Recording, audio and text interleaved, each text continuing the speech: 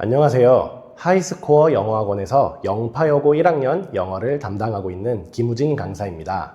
지난 7월 1일에 기말고사 시험이 있었는데요. 학생들의 반응을 살펴보니까 어려웠다, 큰일 났다, 선생님 죄송해요, 모르는 단어도 많고 해석도 너무 어려웠다, 심지어는 어떤 학생은 망했다, 이렇게 반응을 보였습니다. 대체 시험의 난이도가 어떤 난이도였길래 학생들의 반응이 대부분 부정적이었을까요? 그래서 저도 이것을 확인해 보고자 지금 이 영상을 제작하고 있습니다. 단순히 이번 시험이 어떤 부분에서 어려웠다 이런 거를 전달드리기보다는 앞으로 있을 시험에서 이렇게 어렵게 또 나왔을 때 어떤 식으로 우리가 대응하면 좋을지 그런 것까지 같이 한번 살펴보는 시간을 가지겠습니다. 지금 여기 화면에 90.8, 82 숫자 보이시죠? 70.2, 50.8, 43.6, 20.8 이 숫자가 의미하는 것은 여러분께서도 짐작하셨겠지만 왼쪽은 중간고사 등급 컷, 오른쪽은 이번 시험 기말고사 등급 컷입니다. 한눈에 봐도 차이가 명확하게 드러나는데요. 지난 중간고사 때 1등급을 받았던 학생들의 경우에 있어서도 확실한 기본기를 갖추지 못한 상태로 이번 시험에 임했을 경우에는 성적의 하락폭을 피할 수 없었을 것이라고 생각됩니다. 하지만 더 심각한 것은 2등급과 3등급인데요.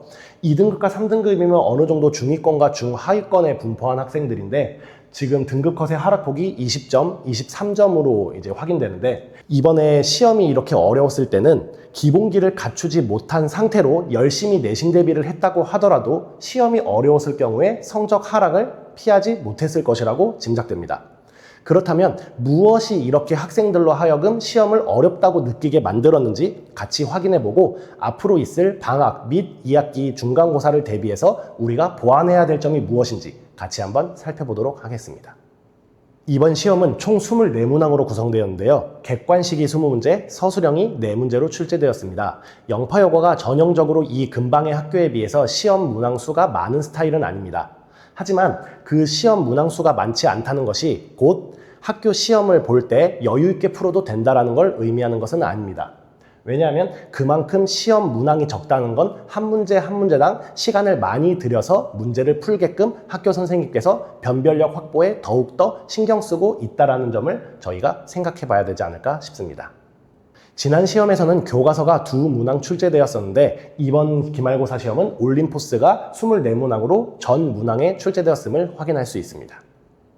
다음은 문제 유형별 문항수입니다. 어법 문제가 4문제로 가장 많이 출제가 됐고요. 그 뒤로 내용일치 추론 문제, 대입파악 문제, 객관식 어휘 문제, 빈칸 추론 문제 등 다양한 유형의 문제가 골고루 출제되었음을 확인할 수 있습니다.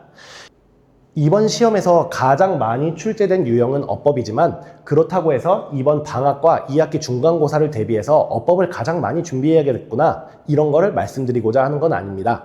작년에 영파여고 시험을 예로 들어봤을 때 특정 시험에서 6, 7문제가 출제된 반면 다음 시험에서는 한두 문제밖에 출제되지 않은 경우가 있습니다. 즉 영파여고 시험을 준비하는 데 있어서는 특정한 한 유형만 집중적으로 준비하기보다는 다각도로 보아 시험을 대비해야 하는 것이 영파여고의 내신 포인트가 아닐까 생각됩니다. 이번 기말고사에 대한 총평입니다.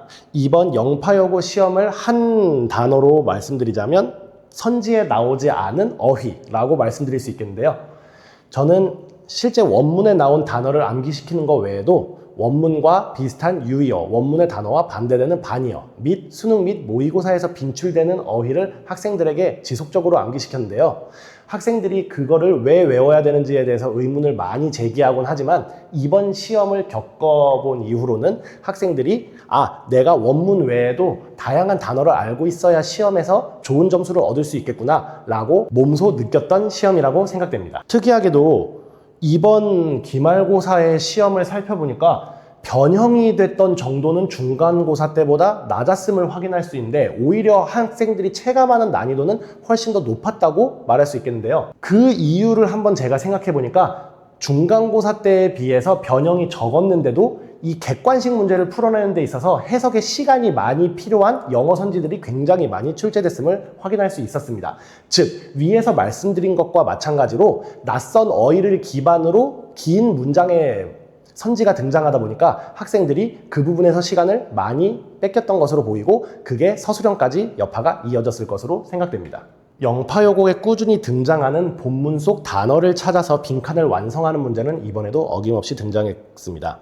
중간고사 및 2025년에 등장하지 않았던 내용을 기반으로 추론하는 문제라던가 어법을 2개 찾는 문제만 출제된 부분은 이번에 눈여겨볼 만하다고 보여집니다. 결국 앞으로 영파여고 1학년 시험을 준비하는 데 있어서 교재 지문에 나온 원문의 숙지뿐만 아니라 수능 및 모의고사에서 자주 등장하는 핵심 어휘를 익힘과 동시에 낯선 문장을 해석해낼 수 있는 실력을 갖추는 것이 중요하다고 생각됩니다. 지금까지 다뤘던 시험 분석 내용을 봤을 때 이번 시험의 등급 컷이 많이 낮게 형성됐었기 때문에 저는 2학기 중간고사 시험은 이번 기말고사보다는 조금 더 난이도가 하락하지 않을까 생각됩니다. 그 이유는 이번 시험과 비슷하거나 이번 시험보다 더 어렵게 냈을 경우에는 상위권과 중위권, 하위권 사이의 변별력이 오히려 더 떨어지지 않을까 생각이 됐기 때문인데요. 그래서 학교에서도 그 부분을 염두에 두고 이번 시험보다는 조금 더 소폭 난이도가 하락하지 않을까 생각됩니다.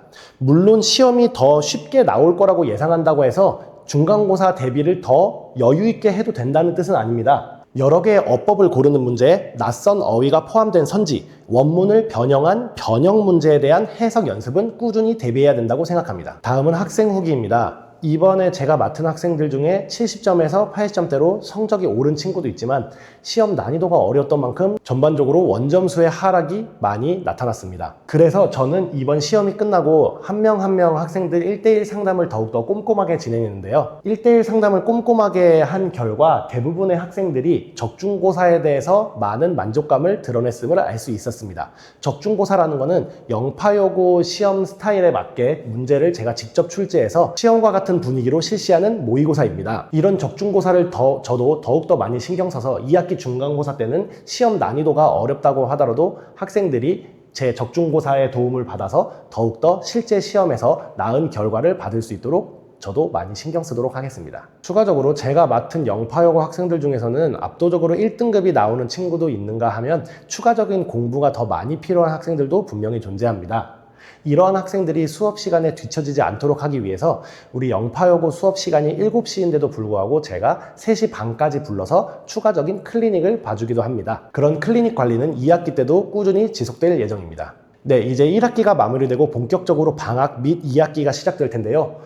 지금까지 영어 공부를 함에 있어서 성적이 잘 오르지 않거나 이번 시험 점수를 보고서 충격을 받은 학생들이든 평소에 영어가 너무 어렵고 재미없어서 영어를 어떻게 공부해야 될지 모르겠는 학생들에게는 지금 시기가 기회입니다. 하이스코어 학원에서 저와 함께 열심히 영어 공부를 하고 싶은 학생들은 언제든지 학원에 연락 주시면 감사하겠습니다. 이상으로 영파여고 1학년 담당 강사 김우진이었습니다. 감사합니다.